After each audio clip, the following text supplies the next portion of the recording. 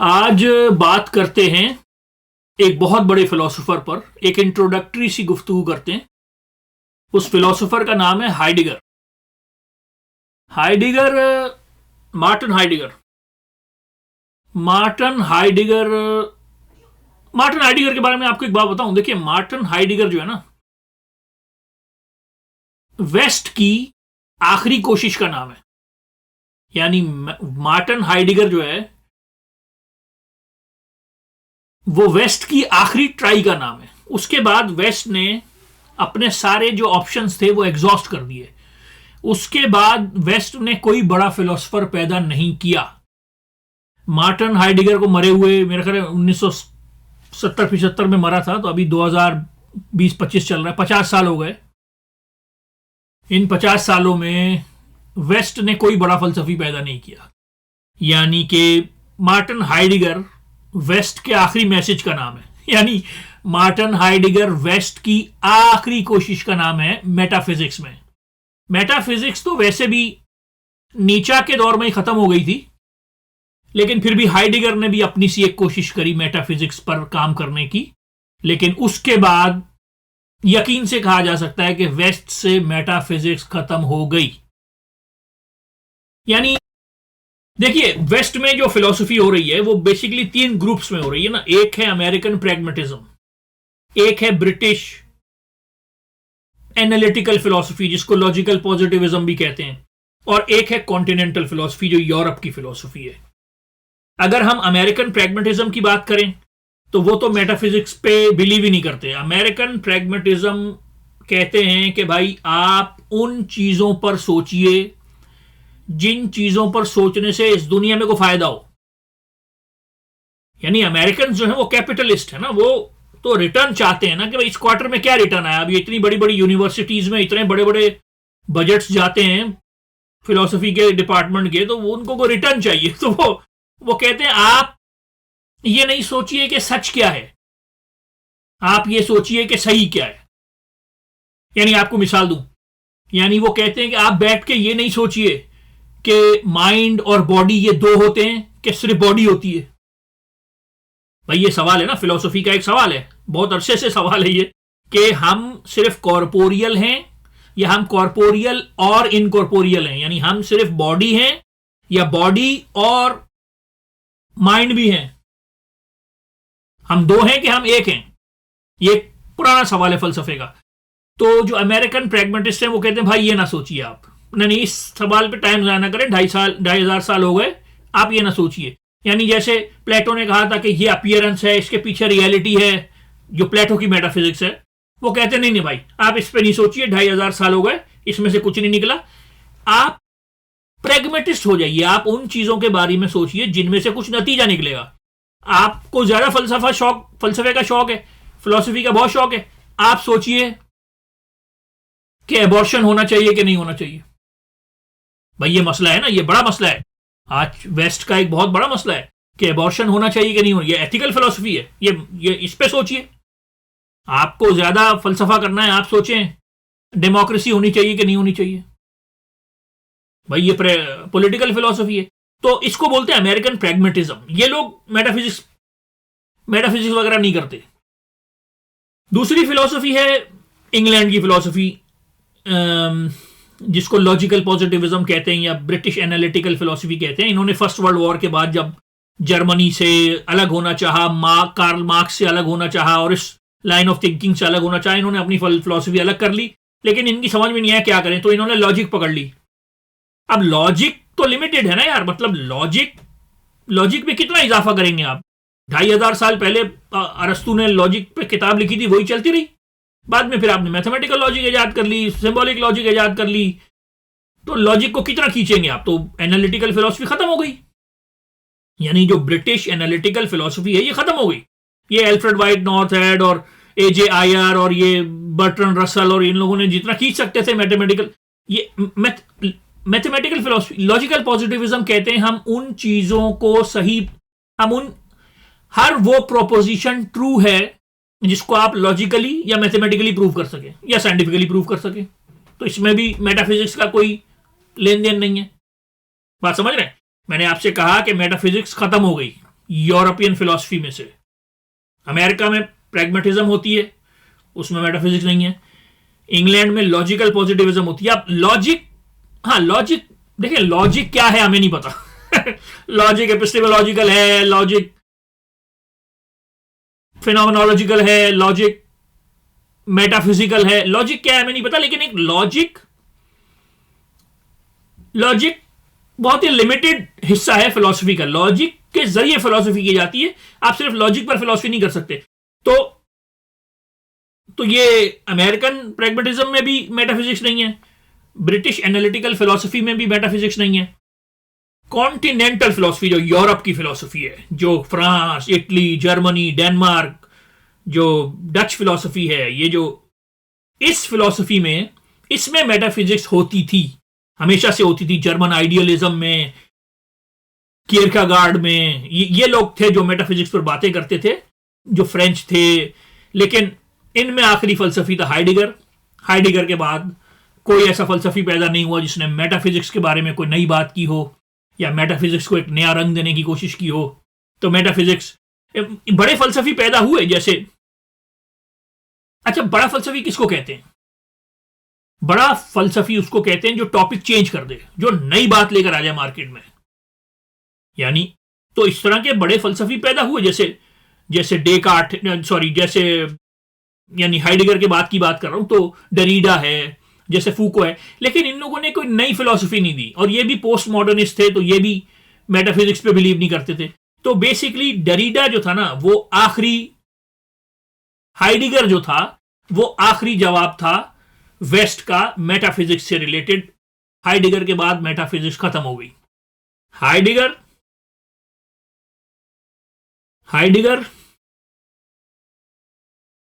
Heidegger ने philosophy, मैं Heidegger को बड़ा फलसफी क्यों कह रहा हूं, क्योंकि हाइडेगर ने फिलॉसफी का जो सब्जेक्ट था वो चेंज कर दिया। हर बड़ा फलसफी उसको कहते हैं जो सब्जेक्ट चेंज कर दे। तो हाइडेगर ने भी फिलॉसफी का सब्जेक्ट चेंज कर दिया। हाइडेगर ने एक ऐसे सब्जेक्ट पर फिलॉसफी करी जिस पर कभी किसी ने फिलॉसफी करी ही नहीं थी। हाइडेगर से पहले किसी ने उस टॉपिक पर फिलॉसफी नहीं करी थी। थोड़ी बहुत नीचा ने करी थी, थोड़ी बहुत कियरकेगार्ड ने करी थी, लेकिन 99% हाइडेगर ने जो फिलॉसफी करी, जिस टॉपिक पर फिलॉसफी करी, वो एक नया टॉपिक था। वो मेटाफिजिक्स की तरफ वेस्ट की आखिरी कोशिश थी। जैसे विटगेनस्टाइन है, जो एनालिटिकल फिलोसोफर था, उसने भी एक ऐसे टॉपिक पर फिलॉसफी करी जो स्क्रैच से शुरू किया उसने, जो उसकी फिलॉसफी थी। इसी तरह हाइडेगर ने भी जो फिलॉसफी करी वो स्क्रैच से शुरू करी, थोड़ा बहुत नीचा और कियरकेगार्ड से हेल्प ली, लेकिन इसने जो फिलॉसफी करी उसका टॉपिक था बीइंग। और उसने बीइंग पर फिलॉसफी करी और बीइंग से एक नई मेटाफिजिक्स शुरू करने की कोशिश करी। तो मैं एक दफा समराइज कर दूं, आज हम बात करेंगे हाइडेगर पे। हाइडेगर वेस्ट की आखिरी कोशिश का नाम है। हाइडेगर के बाद किसी ने मेटाफिजिक्स में काम नहीं किया। अमेरिकन प्रैग्मेटिस्ट तो मेटाफिजिक्स को मानते ही नहीं है। ये जो ब्रिटिश एनालिटिकल फिलोसोफर्स हैं, जो लॉजिकल पॉजिटिविज्म, ये वैसे ही एम्पिरिसिस्ट हैं। ये तो कहते हैं जो चीजें नजर आएंगी, सेंस में आएंगी, उन पे बिलीव करेंगे। तो ये तो मेटाफिजिक्स में मानते ही नहीं है। सिर्फ कॉन्टिनेंटल फिलोसोफर्स थे जो मानते थे, लेकिन उनमें आखिरी फलसफी था हाइडेगर। हाइडेगर के बाद किसी ने मेटाफिजिक्स पे काम नहीं किया। हाइडेगर, मैंने आपसे कहा, बड़ा फलसफी था। इसने बीइंग पर काम किया कि बीइंग क्या होता है, होना किसे कहते हैं। इसने देखिए, बीइंग जो है ना, बीइंग कहते हैं इस दुनिया को, बीइंग कहते हैं इस कायनात को, बीइंग कहते हैं मुझे, ह्यूमन बीइंग को, बीइंग कहते हैं इन छोटी चीजों को। तो किसी भी चीज का होना बीइंग होता है। इस पर कभी किसी ने काम ही नहीं किया था। यानी हाइडेगर से पहले बीइंग पर किसी ने काम नहीं किया था। यानी हाइडेगर ये कहता था, फ्रेडरिक नीचा की तरह, कि जो प्री सोक्रेटिक फिलोसोफर्स थे ना, सोक्रात से जो पहले के फिलोसोफर्स थे, उन्होंने बीइंग पर काम करना शुरू किया था। जैसे कुछ प्री सोक्रेटिक फिलोसोफर्स थे जिन्होंने ये सोचना शुरू किया कि ये कायनात क्या है। किसी ने कहा ये कायनात पानी है, किसी ने कहा ये कायनात आग है, यानी उन्होंने इस कायनात के बारे में सोचना शुरू किया। लेकिन फिर एक फिलोसोफर आया जिसका नाम था प्लेटो, अफलातून। उसने कहा ये कायनात तो बेमानी है, ये कायनात तो ट्रांजिटरी है, ये कायनात तो इल्यूजरी है, ये कायनात तो जस्ट अपीयरेंस है, इसके पीछे एक रियलिटी है, हमें उस रियलिटी के बारे में जानना है। तो बस फिर जो ग्रीक्स थे उन्होंने इस बीइंग को समझना छोड़ दिया और 2500 साल में किसी ने इस बीइंग को समझने की कोशिश नहीं करी, इस कायनात को समझने की कोशिश नहीं करी। सब इस कायनात के पीछे किसी रियलिटी को देखने में लग गए। वो मेटाफिजिक्स जो प्लेटो ने इनके दिमागों में डाल दी कि ये दुनिया तो आनी जानी है, ये दुनिया तो ट्रांजिटरी है, ये तो अपीयरेंस है, इसके पीछे रियलिटी है, वो दूसरी आखिरत हमेशा हमेशा की एक दुनिया है जहां हर चीज की आइडियल फॉर्म मौजूद है। वहां उस यानी प्लेटो के फलसफे का सारा निचोड़ क्या है कि सबसे बड़ा वर्च्यू नॉलेज है, और नॉलेज किस चीज की, अगला जो दुनिया है, वो जो एक realm ऑफ द फॉर्म्स है, ये दुनिया तो बेकार है। तो बस हाइडेगर ने कहा कि बस प्री सोक्रेटिक फिलोसोफर्स आखिरी फिलोसोफर्स थे, उन्होंने जानने की कोशिश की कि ये कायनात क्या है। लेकिन बस फिर एक आया प्लेटो, उसने कहा नहीं ये इस कायनात को ना जानो, ये तो बेकार है, ये तो इसकी क्या औकात है, ये तो ट्रांजिटरी है, ये तो बिकमिंग है, इसको छोड़ो, अगली जो दुनिया है उसका सोचो। बस फिर 2500 साल तक सारे फलसफियों ने बीइंग पर काम नहीं किया। हमारी सारी जो मेटाफिजिक्स होती रही वो हम किसी अगली दुनिया के ख्वाब देखते रहे। ये भी यानी हाइडेगर भी बिल्कुल वही बात कर रहे हैं जो नीचा ने कहा था कि यूनानी फलसफे का जवाल था प्लेटो और अरस्तु, क्योंकि अरस्तु ने भी प्लेटो को ही फॉलो किया था। उसने ठीक है फॉर्म के साथ मैटर भी ऐड कर दिया था, लेकिन बेसिकली वो भी इस डिवाइड पर तो यकीन रखता था ना कि एक रियलिटी है, एक अपीयरेंस है। तो बस इस चक्कर में 2500 साल तक फलसफा जो है वो एक अजीब और गरीब किस्म की मेटाफिजिक्स में लगा रहा, और 2500 साल जाया हो गए, किसी ने यह जानने की कोशिश नहीं करी कि यह बीइंग क्या है। 2500 साल तक हम कुछ और ही मेटाफिजिक्स करते रहे। हाइडेगर कहता था अब हमें एक नई जबान इजाद करनी पड़ेगी, क्योंकि हम जबान भी जो यूज करते हैं वो प्लेटो की मेटाफिजिक्स पे डेवलप हुई हुई है। हम पुरानी जबान इस्तेमाल करके नई मेटाफिजिक्स क्रिएट नहीं कर सकते, हम इस बीइंग को नहीं जान सकते। हम 2500 साल किसी और ही दुनिया को ढूंढने में लगे रहे, हमारी सारी लैंग्वेज उस तरह से इवॉल्व हुई है, हमें नए लफ्ज चाहिए।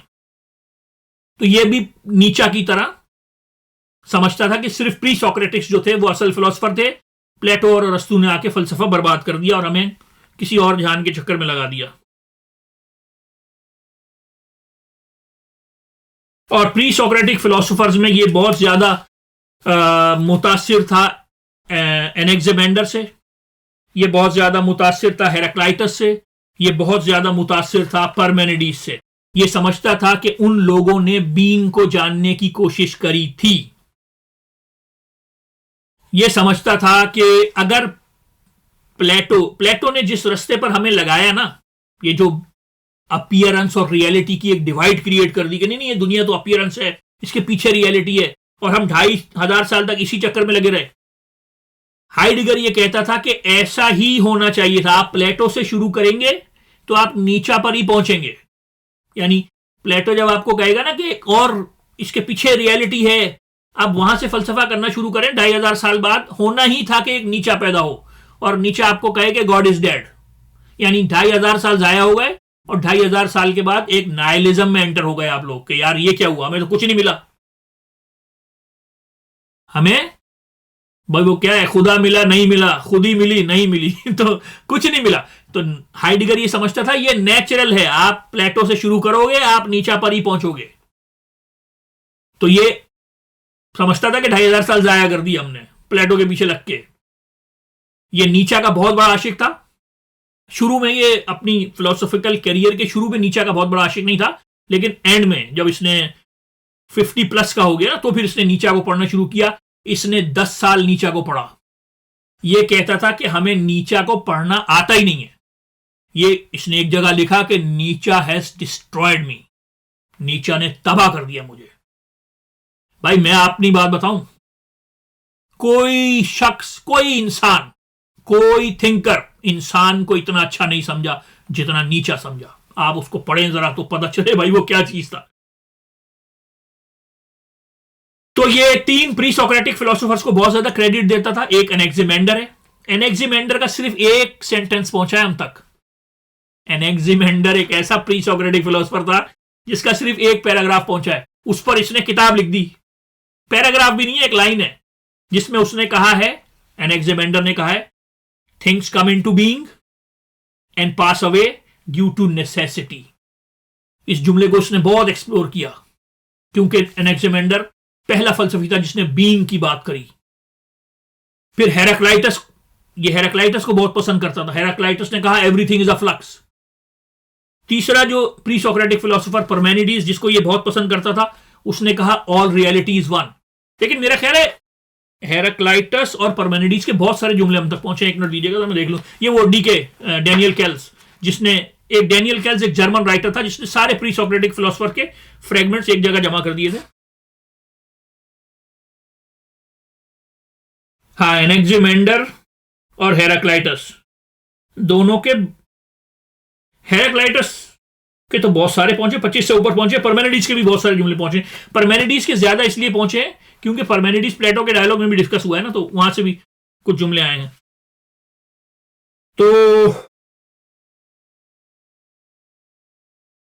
तो ये समझता था, हाइडिगर समझता था कि प्री सोक्रेटिक्स ने बीइंग पर, इस कायनात को समझने पर काम शुरू किया था, लेकिन प्लेटो ने कहा कि नहीं, इस कायनात को छोड़ो, इस कायनात के पीछे रियलिटी है, वो हमेशा हमेशा की जिंदगी है, उसके बारे में सोचो, उसकी नॉलेज असल नॉलेज है, जिस चक्कर में आके हमने बीइंग पर काम करना छोड़ दिया। हमें दोबारा से बीइंग को डिस्कवर करना है, होना क्या होता है, एग्जिस्टेंस किसे कहते हैं, ये बीइंग क्या है, हमें बीइंग की अंडरस्टैंडिंग दोबारा से डेवलप करनी है। इसने बीइंग को रीडिफाइन किया। इसने ह्यूमन बीइंग किसे कहते हैं उसको रीडिफाइन किया। इसने मूड्स पर बहुत काम किया। इसने कहा कि यार अफसोस इस बात का नहीं है कि हमने बीइंग पर काम नहीं किया, अफसोस इस बात का है कि हमें अफसोस भी नहीं है कि बीइंग पर काम नहीं किया। यानी लोग एक्साइटेड ही नहीं होते जब मैं कहता हूं कि चलो बीइंग पर काम करते हैं, इस दुनिया को समझने की कोशिश करते हैं। कह रहे किसी को अफसोस ही नहीं है कि हमने 2500 साल इस बीइंग पर काम नहीं किया, हम उल्टी सीधी मेटाफिजिक्स में लग रहे। भाई इस दुनिया में भी तो मेटाफिजिक्स है।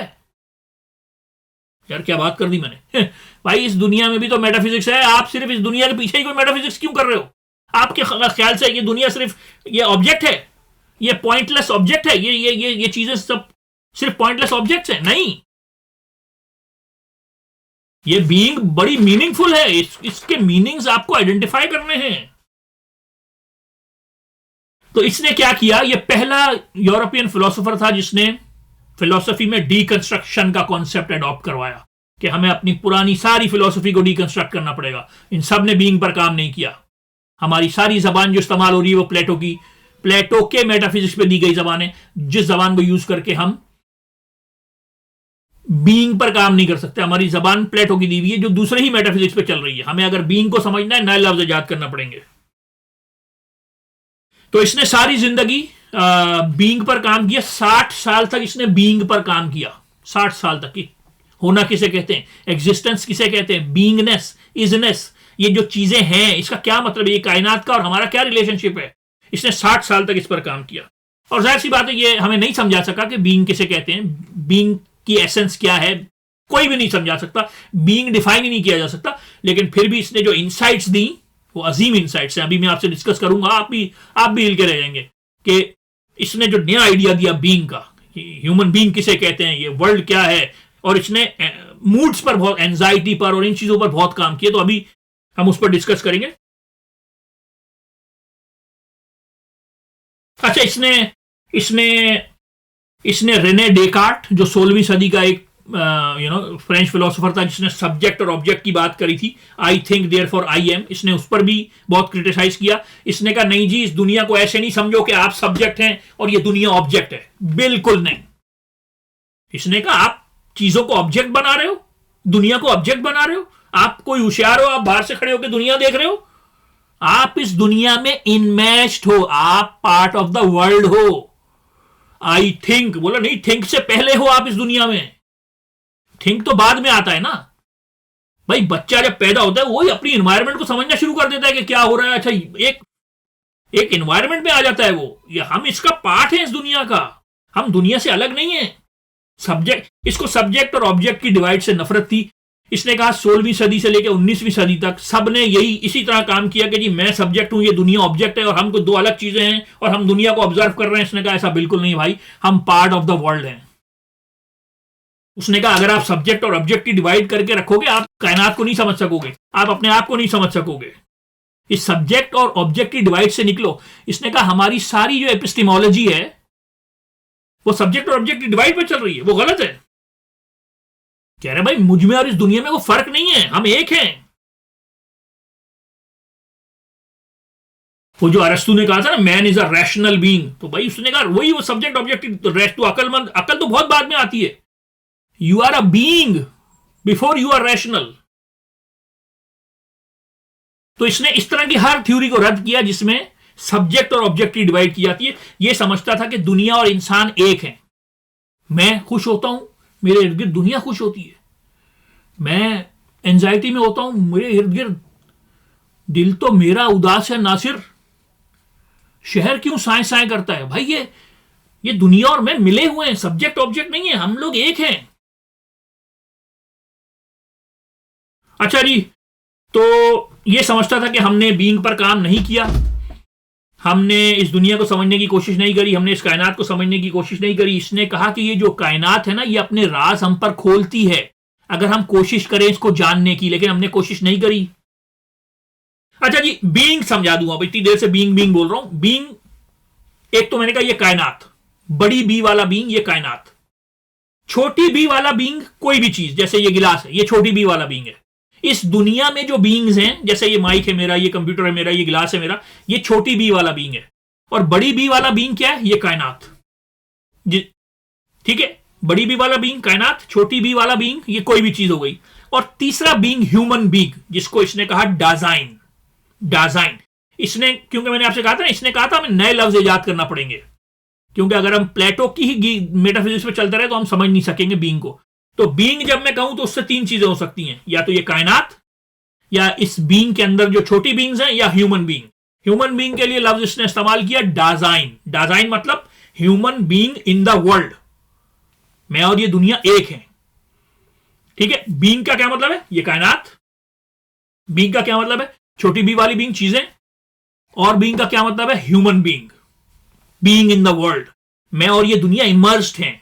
ठीक है, तो इसने बीइंग पर काम किया, और ये बोलता रहा कि 2500 साल किसी ने बीइंग पर काम नहीं किया। इसने सारी जिंदगी बीइंग पर काम किया, सारी जिंदगी इसने और किसी टॉपिक पे काम ही नहीं किया। अच्छा जी, मैंने आपको समझा दिया बीइंग क्या है। तीन चीजें, बड़ी बी वाला बीइंग ये कायनात, छोटी बी वाला बीइंग। अच्छा, छोटी बी वाले बीइंग को इसने दो हिस्सों में तोड़ा, एक प्रेजेंस एट हैंड, एक रेडीनेस एट हैंड। इसने कहा अगर ये चीज सिर्फ एक ऑब्जेक्ट है ना, जैसे ये प्लास्टिक का कप है, जैसे मिसाल के तौर पे ये पेन है, ये प्लास्टिक का पेन है, और मेरे लिए अगर ये यूजलेस है तो ये इट्स जस्ट एन ऑब्जेक्ट, इसको मैं कहूंगा प्रेजेंस एट हैंड। लेकिन इसने कहा नहीं, चीजों के साथ इंसानों की रिलेशनशिप डेवलप हो जाती है, और चीजों के साथ दूसरी चीजों की भी रिलेशनशिप डेवलप हो जाती है। तो ये चीजें प्रेजेंस एट हैंड नहीं रहती, ये रेडीनेस एट हैंड बन जाती हैं। फिर से समझा दूं, बीइंग के तीन मतलब हैं। बड़ी बी वाला बीइंग ये कायनात, छोटी बी वाला बीइंग कुछ भी हो सकती है चीज, ये किताब हो गई, ये पेन हो गया, ये कप हो गया। छोटी बी वाले बीइंग के दो हिस्से हैं, एक प्रेजेंस एट हैंड, जबकि जब ये सिर्फ एक प्लास्टिक है, useless plastic. Readiness eight hand, जब ये एक रिलेशनशिप में आ गया मेरे साथ। भाई कलम की एक हिस्ट्री है, इस पेन की इस दुनिया के साथ एक ताल्लुक है। ये पेन जज फांसी का फैसला करके तोड़ देते हैं, यानी जब वो एक रिलेशनल एस्पेक्ट में आ जाए, हिस्टोरिकल एस्पेक्ट। जैसे इसने हैमर की मिसाल दी, इसने कहा भाई वही हैमर जब एक कारपेंटर के हाथ में होती है ना, तो वो एक अलग चीज हो जाए। भाई अगर क्रिकेट का बैट है वो मेरे हाथ में है तो वो उसका क्या है? वो एक ऑब्जेक्ट है, मैं कह दूंगा लकड़ी का एक चीज है। वही बैट अगर विराट कोहली के हाथ में है तो वो डिफरेंट है, वो रेडी एट हैंड है। मेरे हाथ में बैट प्रेजेंट एट हैंड, मुझे क्या करना है, कैसे चलाना है, मुझे उसको फील होगा भारी है, यूं करना। वो विराट कोहली हाथ में, उसको पता ही नहीं चलेगा उसके हाथ में बैट है, बैट इनविजिबल हो जाएगा। वो बैट को फील करने लगेगा, यानी कहीं बैट बॉल लगी, वो समझ जाएगा बैट मेरा हिल गया, टूट, मुझे पता नहीं चलेगा बैट का, कि मैं खुद परेशान हूँ, समझ रहे। तो इसने ऑब्जेक्ट्स को भी बोला कि these are not just objects. अगर वो सिर्फ ऑब्जेक्ट है तो वो प्रेजेंस एट हैंड है, लेकिन आपकी रिलेशनशिप के साथ, उसकी दूसरी चीजों की रिलेशनशिप के साथ वो रेडी एट हैंड बन जाएगा। समझ रहे, ये वही एसेंस वाली बात करी पुरानी उसने, कि हर चीज में एसेंस होता है। एसेंस साइड में टू फार ले गया, लेकिन समझाने की कोशिश कर रहा हूं। तो बीइंग, ये कायनात, इसको समझना है। छोटी बी वाला बीइंग, कोई भी चीज प्रेजेंट भी हो सकती है और रेडी भी हो सकती है। भाई आप गाड़ी चला रहे हैं, नया बंदा जब गाड़ी चलाता है उसको हर चीज फील हो रही होती है कि किधर क्या हूं।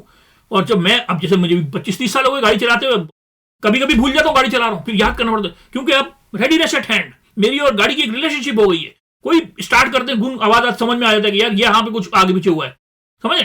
तो ये बीइंग्स भी, इनके साथ भी हमारी एक मीनिंगफुल रिलेशनशिप है, जो रेडीनेस एट हैंड बीइंग्स हैं।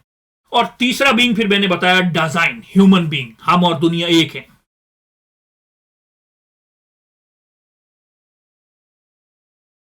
डिजाइन मैंने आपको क्या बताया, एक दफा फिर समराइज कर दूं, क्योंकि कॉम्प्लिकेटेड बात है। हालांकि मैंने इस लेक्चर को बहुत सिंप्लीफाई करने की कोशिश की। हाइडिगर बहुत मुश्किल राइटर है, मैंने कोई तीसरी दफा ये स्क्रिप्ट लिखा है ताकि सिंप्लीफाई कर दूं, जिनको हाइडिगर का नहीं पता उनको भी एक आइडिया हो जाए।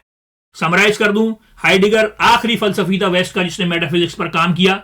इसने पहले प्लेटो की मेटाफिजिक्स को रिजेक्ट किया, इसने कहा वो हमें किसी और ही दुनिया के चक्कर में फंसा गया, हमें इस दुनिया को भी समझने की कोशिश करनी है। इसने बीइंग पर काम किया, बीइंग पर किसी ने काम नहीं किया था। बीइंग को इसने 3 हिस्सों में तोड़ा, एक ये कायनात बीइंग। अच्छा, प्लेटो का जो बीइंग था वो खुदा था, उसकी बात नहीं हो रही, प्लेटो वाले बीइंग की बात नहीं हो रही, हाइडिगर के बीइंग की बात हो रही है, बड़े बी वाले बीइंग, ये कायनात।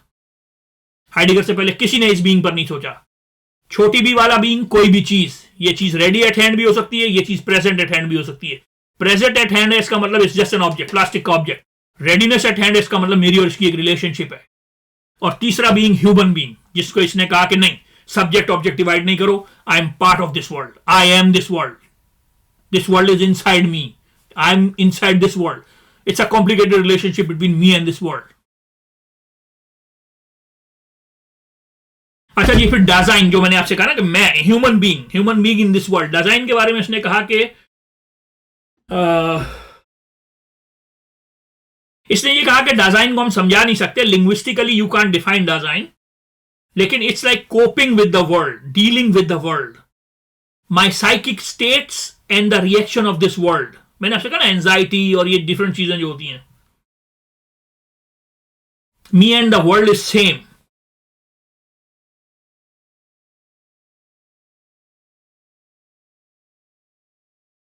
अच्छा जी, इसने एक दफा फिर समराइज कर दूं, सॉरी, 3 तरह की बीइंग्स होती हैं, ये कायनात, बड़ी बी वाला बीइंग, छोटी बी वाली बीइंग, ये चीजें, कोई भी चीज हो सकती है। अगर ये सिर्फ प्लास्टिक है, मीनिंगलेस है, तो अब तो प्रेजेंस एट हैंड है। अगर ये मेरी और इसकी कोई रिलेशनशिप है, मैं इसका यूज करना जानता हूं, ये मेरे हाथ में आगे इनविजिबल हो जाएगा, ये पार्ट ऑफ मी बन जाएगा, तो ये रेडीनेस एट हैंड है। और तीसरी चीज ह्यूमन बीइंग, डिजाइन।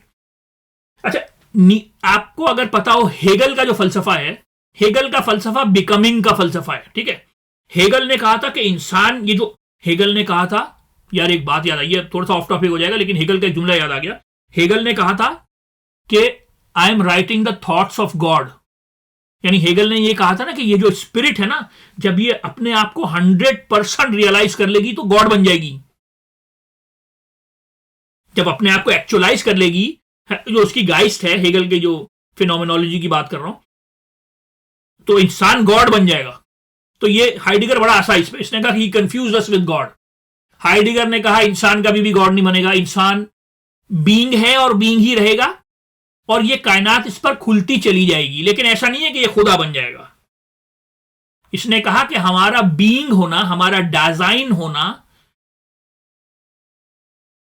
हमें लाजिम करता है कि हम फाइनाइट रहें, हम महदूद रहें, हम लिमिटेड रहें।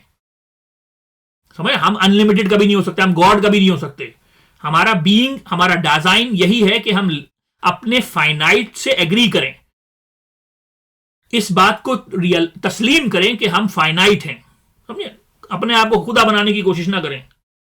अच्छा जी, इसके फलसफे में एक और तस्वुर है अनकंसीलमेंट, यानी कि ये कायनात आप पे खुलती है अगर आप इस पर गौर करना शुरू करें। इसने कहा कि इस बीइंग की एक हिस्ट्री है, इस कायनात की एक हिस्ट्री, आहिस्ता आहिस्ता आहिस्ता आहिस्ता ये हम पे खुली है। भाई न्यूटन आया, उसने जो लॉज आइडेंटिफाई किए, ग्रेविटेशनल लॉज, इसने कहा भाई वो लॉज पहले भी थे लेकिन हमारे लिए नहीं थे वो लॉज, हमें नहीं पता था उन लॉज का। तो इसने कहा ये कायनात आप पे खुलेगी, आप इस पर गौर करना शुरू करें, ये अपने राज उगलेगी।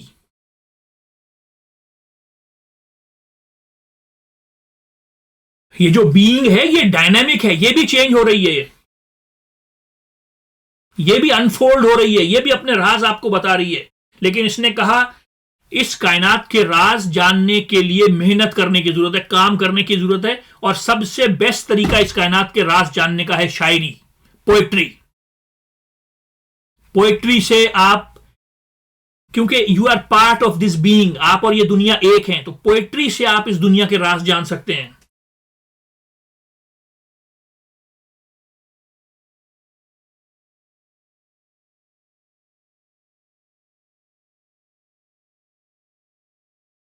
इसने कहा कि हमारी कोशिश यह होनी चाहिए कि हम इस दुनिया को, इस बीइंग को अनफोल्ड करें रादर देन के कंट्रोल करें और डोमिनेट करें। इसने अपनी जिंदगी के आखिरी 30 साल इस अनकंसीलमेंट, यानी ये दुनिया जो अपने राज आपको बताती है ना, इस अनकंसीलमेंट पे 30 साल काम किया कि कैसे इस दुनिया के राज हम और जान सकते हैं।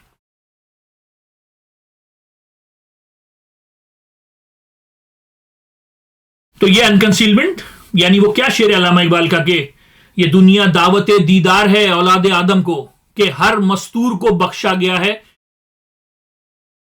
ज़ौक़े उरियानी, यानी हर छुपी हुई चीज जो है ना, वैसे इसमें डबल गेम भी खेला, मस्तूर औरत को भी बोलते हैं तो बेसिकली अल्लामा इकबाल कह रहे हैं कि हर मस्तूर, हर छुपी हुई चीज वो जाहिर होना चाहती है, बस कोई ढूंढने वाला हो, थोड़ा सा ढूंढो।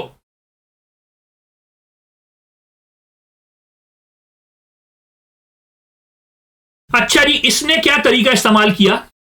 इसने, हर फिलोसोफर का एक मेथड होता है ना, इसका मेथड था हर्मेन्यूटिक्स। हर्मेन्यूटिक्स कहते हैं इंटरप्रिटेशन को। इसने कहा कि मैं इस बीइंग को, इस कायनात को और इस डिजाइन को, human being in the world को मैं इंटरप्रेट करूंगा। ये एक नया तरीका था, यानी इसका मेथड हर्मेन्यूटिक्स था। भाई फिलोसफी में लॉजिक यूज होती है, लॉजिक, समझ रहे हैं? इसने कहा मैं लॉजिक पे लानत भेजता हूं।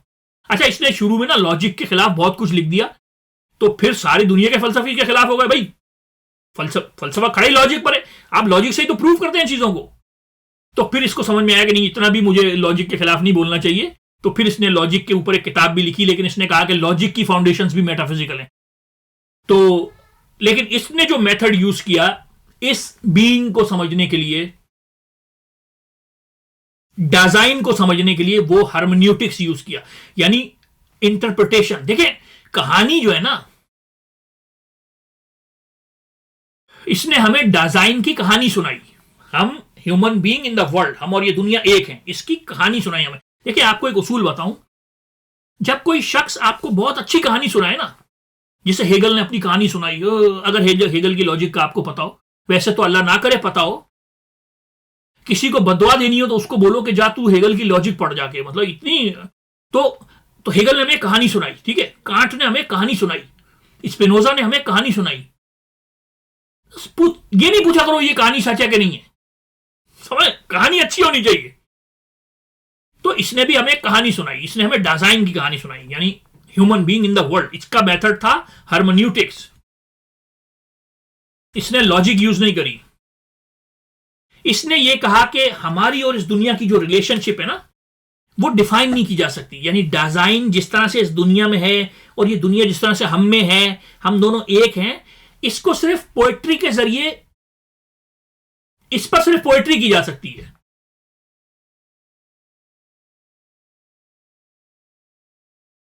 इसने कहा कि हमको अपने आप को भी इंटरप्रेट करना है और हमें इस कायनात को भी इंटरप्रेट करना है। इसने कहा लैंग्वेज एक ऐसी ताकतवर चीज का नाम है जिससे हम अपने आप को भी इंटरप्रेट कर सकते हैं, इस कायनात को भी इंटरप्रेट कर सकते हैं, अपने आप को भी मिस इंटरप्रेट कर सकते हैं, इस दुनिया को भी मिस इंटरप्रेट कर सकते हैं। तो लैंग्वेज दिखाती भी है और छुपाती भी है, डिपेंड करता है कि आप उसको कैसे यूज कर रहे हैं।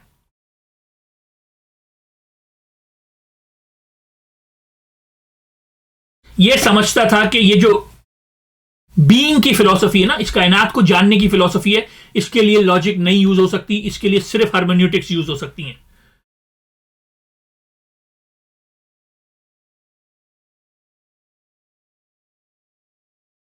इसने कहा कि नहीं, ये कोई सब्जेक्ट और ऑब्जेक्ट डिवाइड नहीं है, हम और ये दुनिया एक हैं। अगर हमें इस दुनिया को समझना है तो ये सब्जेक्ट और ऑब्जेक्ट की डिवाइड खत्म करनी पड़ेगी। सारी प्रॉब्लम्स ही इस वजह से शुरू हुई हैं कि हमने समझा है कि हम इस दुनिया से बाहर हैं कहीं। अबे हम इस दुनिया में हैं भाई। वो वेंगो को वो जो तस्वीर है उसकी स्टारी नाइट्स की, उस दिन उसको दुनिया वैसी लग रही थी। उसने ऐसा नहीं कि घर में आके गलत पेंट की, नहीं, उसके लिए उस दिन दुनिया वैसी थी। तो इसने ये कहा कि हमें इस दुनिया को, अपने आप को इंटरप्रेट करना है, लॉजिक ना यूज करो। एक दुनिया नहीं है, इस दुनिया में बहुत सारी दुनिया है। मेरी अपनी दुनिया है, आपकी अपनी दुनिया है। तो ये interpretation is the only method to do philosophy. आपको अगर इस बीइंग का एसेंस समझना है, डिजाइन का एसेंस समझना है, तो ओनली वे इज हार्मोन्यूटिक्स। अच्छा जी, इसने मूड्स पर बहुत काम किया, और मेरा नहीं ख्याल इससे ज्यादा किसी ने मूड्स पर काम किया हो, एंजाइटी पर काम किया हो। किरकेगार्ड ने किया था, और जाहिर सी बात है नीचा ने भी किया था, लेकिन इससे ज्यादा किसी ने नहीं किया। एंजाइटी पर इसने बहुत काम किया। इसने कहा कि जी, इसने बहुत सारे मूड्स पर काम किया, लेकिन इसने कहा एंजाइटी जो है ना, वो एक बहुत इंपॉर्टेंट मूड है।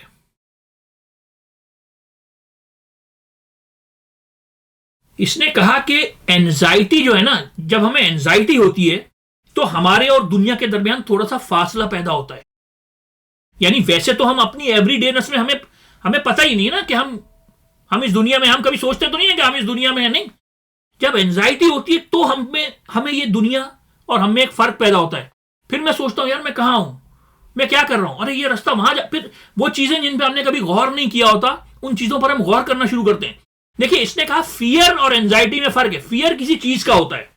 फियर कि भाई कोई आदमी हाइट पे खड़ा है कि नहीं यार मुझे हाइट से डर लग रहा है, तो फिर आप उतर जाते हो जहां पर भी आप होते हो। तो फियर के लिए एक ऑब्जेक्ट होता है।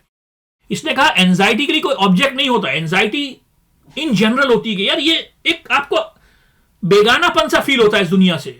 फिर आप रियलाइज करते हो कि अच्छा मैं कहीं हूं, मैं, यानी जब आप एंजाइटी में होते हो तो आप में और इस दुनिया में थोड़ा सा फर्क पैदा होना शुरू होता है। एवरीडे लाइफ में आपको फील नहीं होती वो चीजें। एंजाइटी में हर चीज फील होना शुरू होती है। थोड़ा सा कोई जोर से आवाज आई, वो भी जोर से लगती है। कोई अंधेरा भी ज्यादा अंधेरा लगता है, रोशनी कुछ ज्यादा रोशनी लगती है। तो इसने ये कहा कि एंजाइटी एक ऐसी फीलिंग है जो हमें और दुनिया में थोड़ा फर्क पैदा करती है। लेकिन इसने ये कहा कि जब आप एंजाइटी में होते हैं तो आपको अपना डिजाइन और अच्छे से समझ में आना शुरू होता है।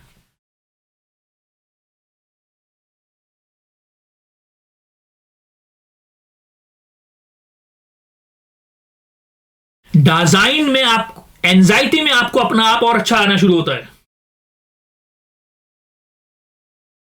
जब आप एंजाइटी में होते हैं तो आपको ये वर्ल्ड थोड़ी सी डिफरेंट नजर आना शुरू होती है। जब आप एंजाइटी में होते हैं तो आपको अपनी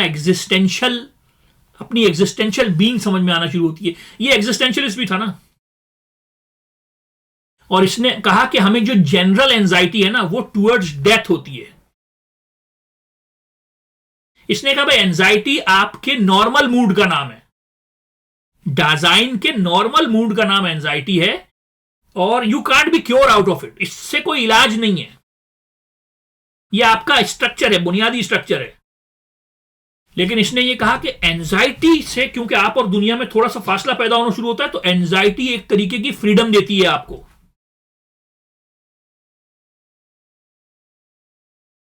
इसने कहा एंजाइटी में आपको ये दुनिया ज्यादा बेहतर समझ में आना शुरू होती है। जब आप डिटैच होते हैं इससे, थोड़ा सा आप थोड़ा सा आजाद होते हैं।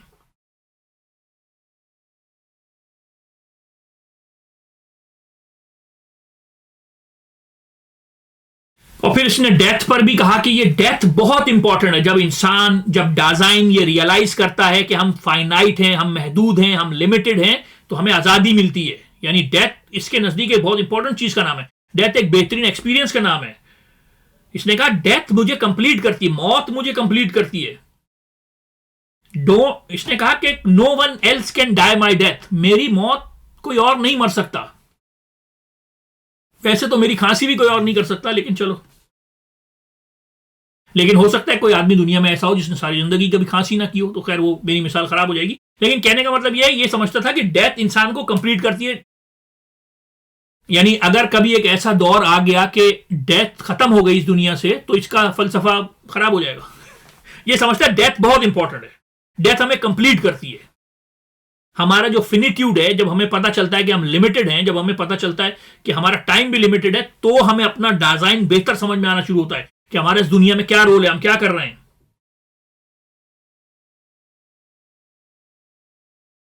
अच्छा जी, इसका एक और कॉन्सेप्ट है ऑथेंटिसिटी, कि हम इस दुनिया में आए हैं तो हमें कोशिश करनी चाहिए कि हम ऑथेंटिक जिंदगी जिएं। ऑथेंटिक जिंदगी क्या है कि जी हम कोशिश करें कि हम अपनी मर्जी से अपनी जिंदगी जिएं, हम अपनी कहानी के खुद राइटर हों, हम अपनी जिंदगी खुद जिएं। हम कोशिश ना करें कि हम सिर्फ नॉर्म से, जो भी सोसाइटी के नॉर्म्स हैं उसके साथ हम बस अपने आप को जोड़ लें, जो जैसा चल रहा है वैसे हर्ड मेंटेलिटी यूज ना करें। अपने डिजाइन को समझने की कोशिश करें, अपनी मोर्टेलिटी को समझने की कोशिश करें कि भाई मेरा टाइम महदूद है। अपना हिस्टोरिकल और कल्चरल बैकग्राउंड समझने की कोशिश करें, अपनी दुनिया पैदा करने की कोशिश करें। समझ, हर इंसान को अपनी दुनिया पैदा करने की जरूरत है। इसको बोलते हैं ऑथेंटिक लाइफ। सिर्फ जिस माहौल में पैदा हो गए उसी माहौल में चलते ही, अपनी दुनिया आप पैदा कर अगर जिंदों में है। It is your obligation to be authentic. यानी ये कह रहा है, डिजाइन का ये फर्ज है कि अपनी जिंदगी एज अ फर्स्ट पर्सन जिए, थर्ड पर्सन ना जिए। यानी दूसरों के दिखाने के लिए काम ना, दूसरे आपको एज अ सेकंड पर्सन या थर्ड पर्सन की तरह देखते हैं ना, इसने कहा अपने आप को ऐसे नहीं देखो, अपने आप को एज अ फर्स्ट पर्सन देखो। वो विटगेन्स्टाइन ने कहा था ना कि कभी कभी अपने आप को फर्स्ट पर्सन की तरह देखो, कभी कभी थर्ड पर्सन की तरह देखो, आपको एक नया पर्सपेक्टिव मिलेगा। ठीक है, कभी कभी आप ये कहते हैं ना कि यार मैंने क्या कर दिया, कभी कभी आप ये कहते हैं अली साहब ये क्या कर दिया, तो भाई कांट ने कहा था ना, आप सब्जेक्ट भी हैं आप ऑब्जेक्ट भी हैं, आप सिर्फ सब्जेक्ट नहीं है, अपने लिए आप ऑब्जेक्ट भी हैं। तो विटगेन्स्टाइन ने कहा कभी अपने आप को एज अ सब्जेक्ट देखो, कभी ऑब्जेक्ट देखो। लेकिन ये कह रहा है कि नहीं, अपने आप को हमेशा एज अ फर्स्ट पर्सन देखो। भाई वो दोस्तोविस्की ने कहा था ना, to go wrong in one's own way is better than to go right in someone else's way. यार दोस्तोविस्की तो वो शख्स पैदा ही लिखने के लिए हुआ था यार, बस खत्म कर गया। उस नोट्स फ्रॉम द अंडरग्राउंड और उसकी जो 3-5 जो बड़े नॉवेल्स हैं यार, वो क्या मोजा है वो नॉवेल यार। ये अच्छा, हाइडिगर भी बहुत बड़ा फैन था दोस्तोविस्की का, क्योंकि दोस्तोविस्की ने भी डिजाइन समझने की कोशिश करी थी ना, इंसान साइकोलॉजी समझने की, चीजें समझने की कोशिश करी थी। तो ये हाइडिगर साहब फरमाते हैं कि हमें ऑथेंटिक जिंदगी जीने की जरूरत है। इनऑथेंटिक जिंदगी क्या है कि जब आप बस सोशल नॉर्म्स को फॉलो कर रहे होते हैं, जब आप सोशल प्रेशर्स को फॉलो कर रहे होते हैं, जब आप अपने डिजाइन को जानने की कोशिश नहीं करते, जब आप रिफ्लेक्शन नहीं करते कि यार मैंने इस दुनिया को एक्सप्लोर करना है, मैंने चीजों को यानी जो अनकंसीलमेंट है, चीजों के राज खोलने हैं, अपने आप के राज खोलने हैं। इसने कहा कि हम लोग ना छोटी छोटी बीइंग्स में लगे रहते हैं, ये छोटी बीइंग, ये जो ट्रिवियलिटीज में लगे रहते हैं। हमें चाहिए कि हम बड़ी बीइंग के बारे में सोचें और अपने डिजाइन के बारे में सोचें, रादर देन के ट्रिवियलिटीज। इसने उसको लफ्ज इस्तेमाल किया चैटर, यानी हम लोग चैटर बातें करते रहते हैं छोटी बीइंग्स के बारे में ना। उसने कहा अपने डिजाइन को समझने की कोशिश करो, वरना आपकी जिंदगी इनऑथेंटिक। वो जॉन ने कहा था ना, एक ना एक बात सब में होती है, एक ना एक बात सब में होती है, वो जो एक बात तुझ में थी क्या की। तो इसने कहा कि भाई अपने डिजाइन को समझने की कोशिश करो, अपने, यानी अगर आप इनऑथेंटिक लाइफ गुजारोगे तो आप एलियनेट हो जाओगे अपनी सेल्फ से, अपने डिजाइन से। Don't be just busy with small things. और इसके लिए फाइनाइट जिंदगी के लिए यह भी जरूरी है कि आप अपनी मौत को, अपनी फिनिट्यूड को, अपनी टेम्पोरलिटी को, क्यों इंसान वक्ती है इस दुनिया में, इसको रियलाइज करेंगे मेरा वक्त बहुत कीमती है। अपने आप से झूठ ना बोलें, दूसरों की एक्सपेक्टेशन को फॉलो ना करें। तो इसके यहां ये एक बहुत बड़ा कॉन्सेप्ट है ऑथेंटिक लाइफ और इनऑथेंटिक लाइफ का। एक कॉन्शियस का भी इसके अंदर, जमीर का भी एक कॉन्सेप्ट है कि हर इंसान के अंदर जमीर भी होता है। जब आप इनऑथेंटिक लाइफ गुजार रहे होते हैं, आपके अंदर से आवाज आती है कि यार क्या कर रहे हो, क्या कर रहे हो, किन चीजों में टाइम गुजार। इसने कहा हर इंसान के अंदर ये आवाज होती है, वो खुदा की आवाज नहीं होती, वो आपकी अपनी आवाज होती है। वो आपको बोलता है, वो आवाज आपको समझाती है कि यार किस चीज में जिंदगी जाया कर रहे हो। तो कह रहा है कुछ लोग उस आवाज को दबा देते हैं, उस कॉन्शियंस की आवाज को कुचल देते हैं कह रहा उसको कुछ लो नहीं, वो आपको रिमाइंड करा रही है कि अपनी इस बड़ी बीइंग को पहचानो, अपने डिजाइन को पहचानो, उस कॉन्शियस की आवाज को सुनो, इन ट्रिवियलिटीज छोटी छोटी बीइंग्स में से निकलो। अच्छा जी, एक और तस्वुर है इसका टाइम का। टाइम का तस्वुर बहुत बड़ा तस्वुर है। ये जो बीइंग है, इसकी बुक का नाम ही बीइंग एंड टाइम है, जो मेन बुक है इसकी, जिसमें इसने सोचा था कि मैं बीइंग को डिफाइन कर दूंगा, लेकिन वो बुक इसने इनकम्प्लीट छोड़ दी। वो बुक लिखने के 30 साल तक ये जिंदा रहा, लेकिन नहीं कर सका बीइंग। आप बीइंग को कंप्लीट नहीं कर सकते, डिफाइन नहीं कर सकते, लिंग्विस्टिकली इट्स इम्पॉसिबल। तो टाइम इसकी यहां एक बहुत बड़ा कॉन्सेप्ट है। इसने कहा ये सारा जो बीइंग है, it's time, being is time. इसने कहा कि ये हम टाइम को जो लेते हैं ना, पास्ट, प्रेजेंट और फ्यूचर, नहीं, ये समझता था कि टाइम एक यूनिटी है। और अगर आपको बीइंग को समझना है, इस कायनात को समझना है, it can only be understood in terms of time. Time is the horizon of all understanding of being. अगर आपको बीइंग को समझना है तो समझ लो टाइम।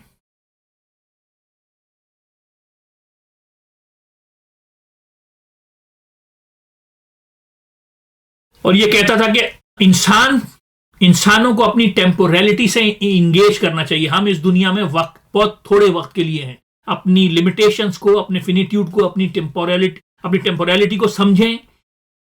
और वो टेम्पोरलिटी हमसे डिमांड करती है कि हम अपने डिजाइन को समझें, अपनी बीइंग को समझें। हमारी जो अंडरस्टैंडिंग है इस पूरी कायनात की, वो टाइम पर डिपेंडेंट है, और हमारा टाइम बहुत कम है। वो क्या शेर है गालिब का, हवस को है निशाते कार क्या क्या, ना हो मरना तो जीने का मजा क्या। गालिब के हर सवाल में सवाल है, हर शायर में शेर में एक सवाल है। हाँ, ना हो मरना तो जीने का मजा क्या। अच्छा, वो गालिब पर सिर्फ मैंने कहा आप लोगों को बता दूं, वो कोलंबिया यूनिवर्सिटी की एक बहुत बड़ी प्रोफेसर है, फ्रांसिस डब्ल्यू प्रिचेट। उनकी एक वेबसाइट है। मुझे जब भी गालिब के किसी शेर का मतलब नहीं समझ में आ रहा होता, उस वेबसाइट का नाम है a desert full of roses, और आगे फ्रांसिस डब्ल्यू प्रिचेट या कोलंबिया यूनिवर्सिटी लिख दें तो वो खातून ने गालिब के हर शेर की तशरीह, यानी जैसे हाली ने क्या उस शेर के बारे में बोला, गोरखपुरी ने क्या उस शेर के बारे में, यानी सारी उन्होंने लिख दी है। मौलाना आजाद ने उस शेर के बारे में क्या, जैसे एक शेर है 10 लोगों ने उसके बारे में क्या बोला, तो बड़ी अच्छी है, आपको वेबसाइट मिल जाती है जहां। यार आजकल तो इतनी आसानियां हो गई हैं, रीख्ता सारे मीर के, हम पहले जमाने में कहां किताबें, मीर तकी मीर के सारे दीवान पड़े हुए, छह दीवान पड़े हुए हैं, जिस शायर का नाम लिखो और दीवान उठा लो। तो अब तो बड़ी आसानियां हो गई शायरी पढ़ने के लिए। तो टाइम, इसने क्या कहा, बीइंग इज टाइम। टाइम बहुत इंपॉर्टेंट कॉन्सेप्ट है इसकी फलसफे में।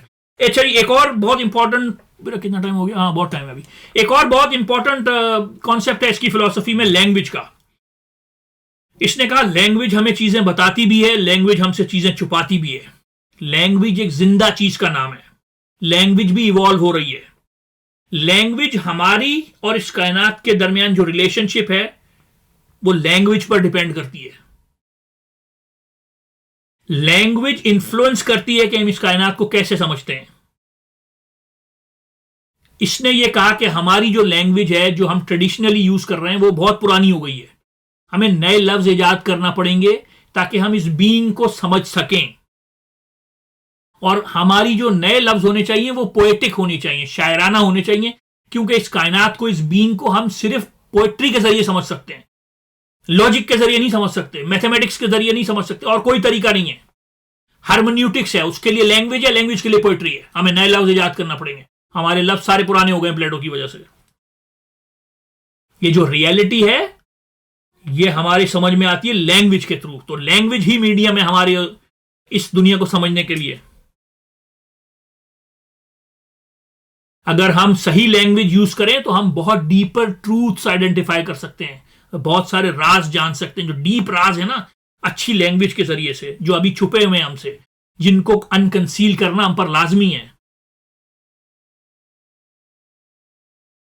अच्छा जी, इसको बड़ा अफसोस था कि यूरोप में शायरी हार गई और फलसफा जीत गया। अगर आपने प्लेटो को पढ़ा हो, यहां भी प्लेटो आ गया, हर चीज का इल्जाम प्लेटो पे। भाई प्लेटो ने शायरी के खिलाफ बहुत काम किया। जो प्री सोक्रेटिक फिलोसोफर्स थे ना, वो शायर थे, वो शायरी में फलसफा करते थे 90%। और यूनान पर शायरों का राज था, शायरों का। लेकिन प्लेटो साहब आए, उन्होंने शायरी, प्लेटो के हर डायलॉग में शायरी के खिलाफ।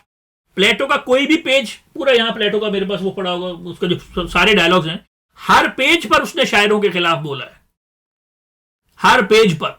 तो हाइडेगर समझता था कि यूरोप के लिए बड़ी बदकिस्मती थी कि शायर हार गए और फलसफी जीत गए। ये समझता था कि इंसानी तारीख का एक बहुत बुरा दिन था जब इंसानों ने प्रोज लिखना शुरू किया। शायरी, पहले तो सिर्फ शायरी होती थी ना, शायरी इसलिए होती थी कि वो याद रह जाती थी, क्योंकि इंसान को शायरी के जरिए चीजें याद रह जाती है ना, वो एक राइम में होती है। लेकिन फिर प्रोज आया तो इसने कहा नहीं, प्रोज नहीं आना चाहिए था, फिलोसोफर्स नहीं आने चाहिए थे। अफसोस था कि फलसफी जीत गए और शायर हार गए। ये समझता था कि शायर ज्यादा बेहतर इस बीइंग को समझ सकते हैं, इस डिजाइन को समझ सकते हैं, और हमारी जो रिलेशनशिप इस दुनिया के साथ, इसको समझ सकते हैं। फलसफी नहीं समझ सकते। वो समझता था कि शायरों की सच्चाई के साथ एक यूनिक रिलेशनशिप है। Poets can unhide the secrets of being. वो कौन था? वो सिगमंड फ्रॉइड था, जिसने कहा था कि मैं सोच के जिस कोने पर भी पहुंचा, मुझसे पहले वहां एक शायर पहुंचा हुआ था। तो शायर सच तक पहुंच सकते हैं। ये भी ये समझता था कि शायरों की सच्चाई के साथ एक रिलेशनशिप है। Poetry is the only medium to explore mysteries of existence. अगर आपको राज जानने हैं, सिर्फ शायरी के जरिए हो सकता है। Poetry can unconceal the being. तो पोएट्री इतनी इंपॉर्टेंट है, पोएट्री आपको सच्चाई तक ले जा सकती है। वो क्या कहा था? ना देख इतनी हिकारत से हम फकीरों को, सॉरी, ना देख इतनी हिकारत से हम अदीबों को, न जाने कब तेरी औलाद शेर कहने लगे। तो पोएट्री इसके नजदीक इतनी इंपॉर्टेंट थी। सिर्फ पोएट्स हमें इस बीइंग को समझा सकते हैं। पोएट्स का ये समझ में आ रहा है कि कितना ये इंसान को और दुनिया को एक समझ रहा है। सब्जेक्ट और ऑब्जेक्ट नहीं, रैशनल बीइंग नहीं, एक है भाई। सिर्फ पोएट्री के जरिए हम इस कायनात को और बेहतर समझ सकते हैं।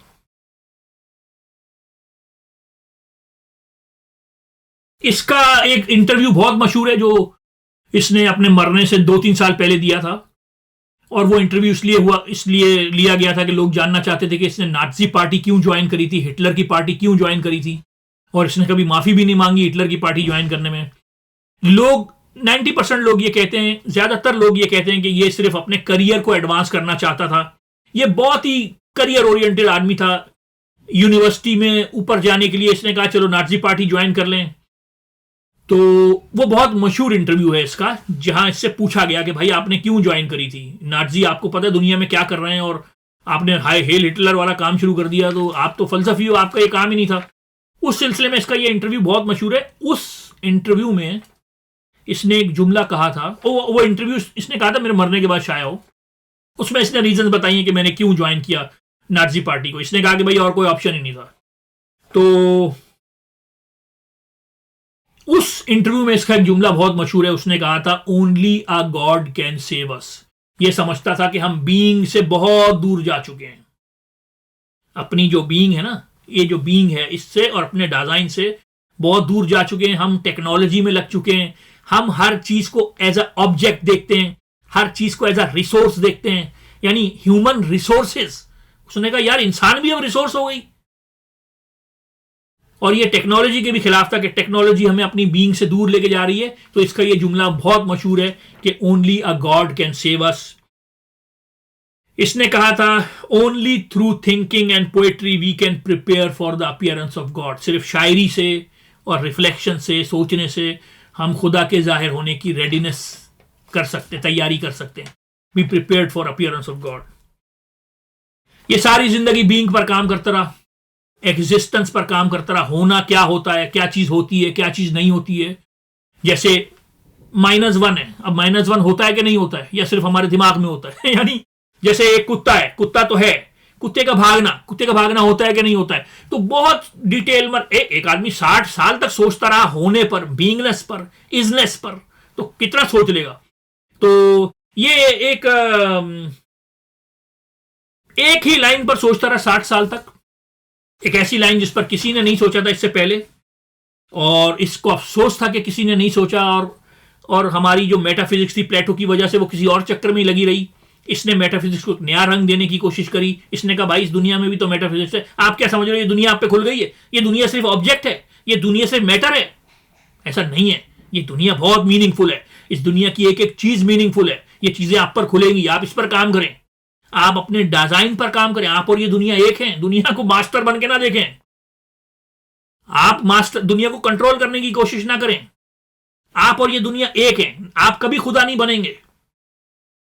समझ? ये एटीट्यूड छोड़ दें, कंट्रोलिंग डोमिनेटिंग एटीट्यूड, ये कहीं नहीं लेके जाएगा आपको। आप और ये दुनिया एक है। अभी ये क्या हो रहा है पूरे क्लाइमेट चेंज का, जो ये तो सामने नहीं आने देते। इस तरह से इस दुनिया के साथ किया जा रहा है चंद टकों के लिए, क्या नुकसान पहुंचाया जा रहा है, लेकिन हमें नहीं पता चलता। तो ये एक इंट्रोडक्टरी सा डिस्कशन था भाई हाइडेगर के ऊपर। हमने कहा कि बहुत बड़ा फलसफी है, उसका एक इंट्रोडक्टरी से एक लेक्चर बनाया जाए। अनफॉर्चुनेटली पाकिस्तान में मुझे इंडिया का नहीं पता, लेकिन पाकिस्तान में जो कॉन्टिनेंटल फिलोसफी है ना, उस पर ज़्यादा बात नहीं होती। हमारे ज़्यादातर जो यूनिवर्सिटीज़ और कॉलेजेस के प्रोफेसर हैं वो इंग्लैंड से पढ़ के आते हैं। वो बस फिर वो एनालिटिकल फिलोसफी, बर्ट्रैंड रसल और एजे आयर और एल्फ्रेड वाइट नॉर्थहेड और लॉजिक, और उसी पे उनका ज़्यादा जोर होता है। बहुत कम लोग होते हैं जो जो जो हाइडेगर पर बात करें, जो सोरेन किरकेगार्ड पे बात करें, जो यानी और जो बड़े फिलोसफर। हेगल पर हो जाती है क्योंकि हेगल मार्क्सिस्ट था, लेकिन फिश्ते पर बात नहीं होती, शेलिंग पर बात नहीं होती। इस तरह के जो कॉन्टिनेंटल फिलोसफर, डेरिडा पर बात नहीं होती, फूको पर बात नहीं होती। तो ये जो कॉन्टिनेंटल फिलोसफी है ना, इस पर पाकिस्तान में बहुत कम लोग आपको बात करते हुए मिलेंगे। तो मेरे इस चैनल का मकसद भी है कि कॉन्टिनेंटल फिलोसफी से आप लोग और ज्यादा इंट्रोड्यूस करवाया जाए, और जो लॉजिकल पॉजिटिविज्म और एनालिटिकल फिलोसफी से थोड़ा दूर किया जाए, क्योंकि वो सारे प्रोफेसर वो इंग्लैंड से पढ़ के आए हैं। तो ज्यादातर वो बर्नार्ड मेंडेवल पे वीडियो बना देंगे, हाइडेगर पे नहीं बनाएंगे। तो कोशिश ये है कि जो जर्मन आइडियलिज्म है, जो कॉन्टिनेंटल फिलोसफी है, उसकी बातें ज्यादा की जाए। तो ये एक इंट्रोडक्टरी सी वीडियो थी। उम्मीद है कि ये वीडियो आपको बहुत पसंद आई होगी। तो हाइडेगर 60 साल तक बीइंग पर काम करता रहा, लेकिन किसी नतीजे पर नहीं पहुंचा, क्योंकि बीइंग को डिफाइन नहीं किया जा सकता। हमारा कोई लिंग्विस्टिक एक्सेस नहीं है बीइंग तक। लिंग्विस्टिक एक्सेस, हम समझा नहीं सकते बीइंग क्या है, होना किसे कहते हैं, ये कायनात क्या है, मेरा और इस कायनात का क्या रिलेशनशिप है। हम सिर्फ इसको इंटरप्रेट, जैसे प्याज की आप छिलके उतारते चले जाते हैं ना, हम इसको सिर्फ इंटरप्रेट करते जा सकते हैं। हम किसी नतीजे पर नहीं पहुंच सकते। लेकिन जब हम इंटरप्रेट करते चले जाते हैं तो भी हम बहुत सारे राज जान जाते हैं। अच्छा जी, मुझे एक शख्स ने बोला कि मैं उसका नाम ले दूं अपनी वीडियो में, तो वीडियो खत्म करने से पहले भाई बख्तावर फैज साहब आपका नाम ले दिया। अपना बहुत ख्याल रखिएगा लोगों। Thank you very much.